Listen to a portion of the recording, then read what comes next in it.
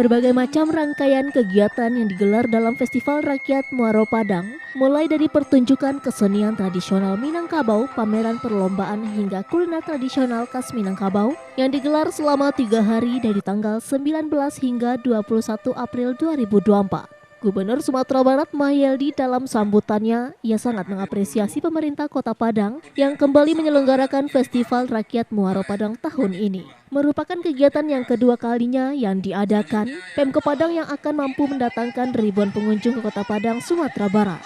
Melalui festival ini menjadi momentum bagi masyarakat Kota Padang, Sumatera Barat agar dapat mengingat dan menjaga kekayaan Sungai Batang Arau yang berada di kawasan Muaro yang merupakan pusat perekonomian dan perdagangan di masa zaman Belanda.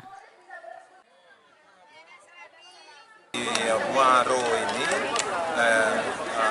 kan memang adalah termasuk kota tua, ya, banyak cerita-cerita yang bisa diangkat di sini. Di antaranya adalah dengan festival ini, sehingga ada keseniannya, ada sampannya, ada pakaiannya, ini banyak ya yang bisa kita angkatkan. Dan di sini keunikan, ini yang menjadi daya tarik untuk wisata.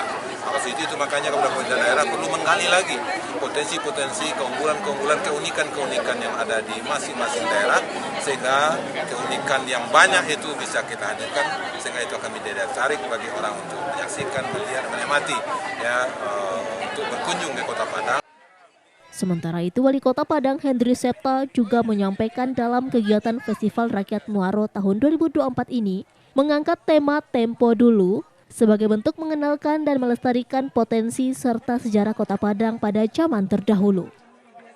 Mengembalikan nuansa tempo dulu, dan ini adalah upaya kita untuk memberikan edukasi ya kepada tidak saja generasi muda kita, tapi juga kepada masyarakat gitu.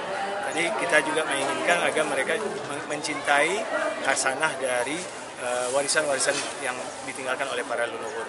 Dan tentu di samping kita mengenalkan kembali apa-apa yang ada di tempo dulu, dan juga kita ingin meningkatkan perekonomian ya dengan cara kita mengadakan festival seperti ini. Alhamdulillah kini sampai ke ujung itu ada lebih dari 60 UMKM ya, lebih 60 lebih dengan berbagai macam jualan yang mereka atau tampilkan produk-produk mereka. Dari Padang, Sumatera Barat, Budi Chandra, iNews melaporkan.